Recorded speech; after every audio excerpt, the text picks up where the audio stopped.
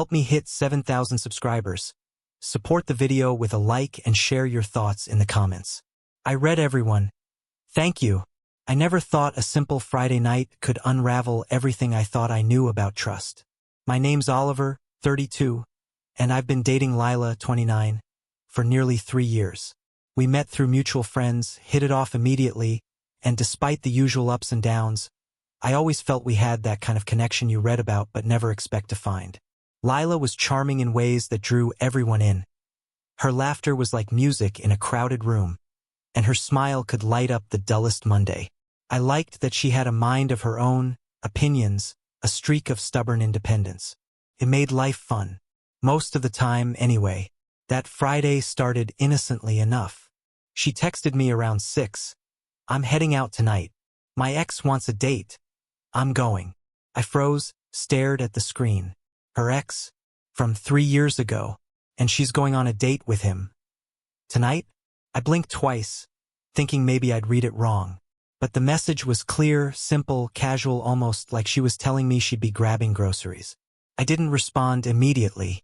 Part of me wanted to feel anger, but another part, the part that had been cautious yet trusting all these years, tried to rationalize it. Maybe it's harmless. Maybe she just wants closure. Maybe she's testing something in herself, not me. I typed a few words, deleted them, typed again.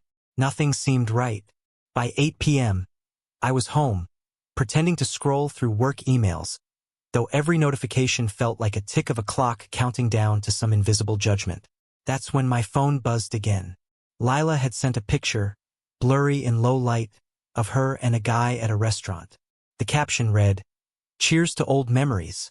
I stared at it, and I felt my stomach knot in a way I hadn't felt before. Not jealousy exactly. Not the shallow kind, but a deeper, quieter panic, like the floor had slipped from under me. I remembered the last time we'd talked about boundaries. I had been careful, thoughtful even. We'd laughed about past relationships, agreed on trust, respect, mutual honesty. And yet here she was, sending me proof that my trust was being rearranged. I wanted to respond. I wanted to say something clever, hurtful even, but I paused. Sometimes words in the heat of the moment aren't worth it. So I waited, staring at my phone, waiting for a second message that never came. Fast forward to 11 p.m. I was pouring myself a drink, trying to calm the quiet rage building inside, when my phone buzzed again. This time it wasn't a cheerful selfie or a casual caption. It was a simple line that hit harder than anything. "Why is your wedding ring here?" I froze. My ring. The one I always wore on the chain around my neck. The one she had once jokingly called my little promise. She had never asked for it back, and I certainly hadn't planned on returning it just yet. But seeing that question on her screen, it felt like a challenge. Puzzle I wasn't sure I wanted to solve. And then, almost automatically, I snapped a picture. Me at the party, smiling. Another woman in the background, laughing at some joke I couldn't hear. The camera captured the moment, but also something more, an undeniable statement. It wasn't malicious, not exactly. It was clarity. I sent it with no caption, no explanation, no apology, just the image. Part of me wanted her to feel a fraction of the confusion and the sharp stab of uncertainty that I had felt all evening. And part of me just wanted to move forward without waiting for her to explain herself. The night didn't end there, of course. The party went on. People laughed, music thumped, glasses clinked. I walked through the crowd, aware of every glance, every subtle whisper.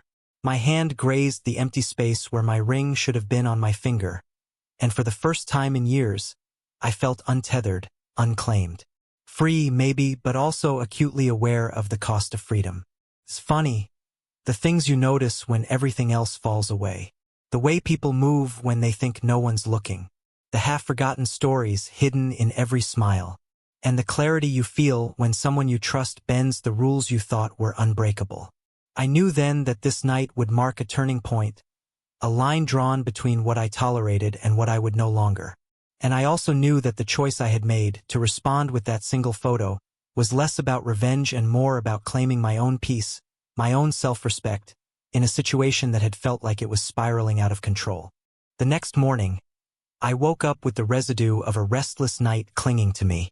The house was quiet, the kind of silence that feels both peaceful and accusing at the same time. I poured coffee, sat by the window, and scrolled through my messages again. Nothing new from Lila, just the image I had sent. No reply, no acknowledgement. Part of me expected anger, guilt, even tears, anything. But the silence told me more than words ever could. She wasn't going to explain herself. She wasn't going to justify. She wasn't going to care. And for the first time, I realized that maybe I didn't need her to. By noon, I decided to leave the apartment. I needed to walk, to clear my head, to feel grounded in the world outside the swirl of emotion that had dominated my night. I slipped into my coat, grabbed my keys, and walked toward the park a few blocks away. The air was crisp, almost bracing, and I welcomed it. As I walked, I replayed everything in my mind, the casual way she had mentioned her ex, the picture of them at the restaurant, the question about my ring. Every little detail felt like a breadcrumb trail leading to some hidden truth about her priorities, her desires, and, more importantly, what she considered my worth. I stopped at a bench, watching the leaves scatter in the wind. And then it hit me, the realization that had been nudging at the edge of my consciousness all night. This wasn't about her ex or the party or even the ring. It was about boundaries, about respect, about understanding what I would no longer tolerate. It was about clarity. Later that afternoon, I got a message from Mara, my best friend since college.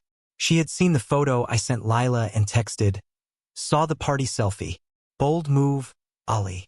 I smiled faintly. Mara had always been the practical one. The one who'd tell me the truth even when I didn't want to hear it. Her approval, even subtle, grounded me. By evening, Lila finally responded. Short, curt, almost indifferent. Really? That was it. No apology, no explanation, no remorse. Only a single word, punctuated by doubt or disbelief or maybe judgment. I stared at my phone for a long time, thinking about what to say. But I didn't reply. I didn't need to. My point had been made. My peace had already been claimed in that single, deliberate act. As the days passed, the tension didn't immediately dissolve. There were awkward silences during phone calls, fleeting texts with sharp undertones, and the occasional social media post that felt pointed. But I noticed something else too, a subtle shift in myself. I no longer felt like I was tethered to someone else's whims or approvals. I felt lighter, more present, more in control. It was liberating in a quiet, understated way. Not in a loud, triumphant, cinematic way like movies make it seem. No dramatic confrontations, no shouting, no threats. Just the calm, unmistakable clarity of knowing where I stood and refusing to compromise that space for anyone who didn't respect it. One evening, I bumped into Lila at a mutual friend's gathering. She smiled, that same magnetic smile that had drawn me in years ago. But this time I felt no pull, no yearning. I returned a polite smile, said a few words, and walked away when I felt the moment had run its course. She glanced at me, probably expecting some reaction, some spark of jealousy or regret. But there was none. Only calm, only self-assuredness. That night, I reflected on the entire experience. The lessons were clear. Boundaries aren't negotiable. You define them and you uphold them. Respect is earned, not assumed. If someone disregards it, that's on them. Clarity beats chaos. Acting with intention, rather than reaction, is empowering. Peace is stronger than revenge. You don't need to create drama to reclaim yourself. A single act, deliberate and thoughtful, can speak louder than any argument. In the end, the ring returned to its place on my desk, a symbol not of possession or loss, but of choice. I decided to embrace the evening for what it was, a turning point, a moment where I stopped being a passive participant in someone else's decisions and started acting in alignment with my own values. Weeks later, I met Clara, a colleague I had worked with on a few projects. She was sharp, witty, and warm in ways that made conversation effortless. Unlike before, I wasn't chasing her approval or seeking validation. I simply appreciated her for who she was, without expectations. And slowly, cautiously, I allowed myself to trust again. Not blindly, not without thought, but with intention. Lila faded from the center of my emotional universe. Not with anger or hatred, but with a quiet acceptance. She was a chapter, not the book. And as I moved forward, I realized something fundamental. Sometimes the strongest relationships aren't the ones that survive drama and betrayal, but the ones you cultivate with clarity, respect, and the courage to walk away when boundaries are crossed. By the time I looked back, months later, I smiled at the memory of that Friday night. The fear, the panic, the confusion, they all felt like necessary steps to the man I was becoming.